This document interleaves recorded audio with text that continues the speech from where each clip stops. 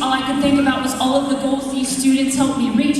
From better educator to better human being, I realized in those moments I'd never forget meeting every single student's face that sat in my classroom, sitting there staring at me still as a statue, waiting for my cue to move us along, so I raised my hands and I waved my baton. The crazy thing was, though, the way they'd respond, with a smile and a nod like they're ready to run a marathon, and then it hit me harder than a freight train. There is nothing these students cannot attain.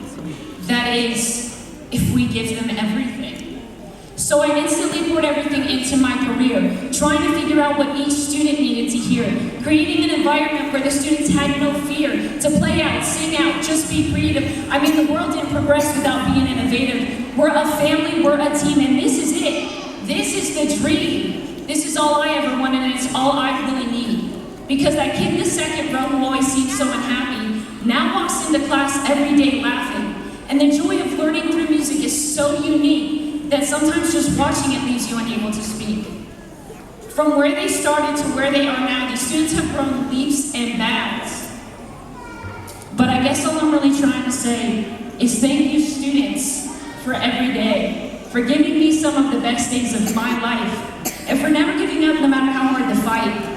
I love each and every single one of you, and God does too. So I'd like to dedicate this song to all of you. This next song is written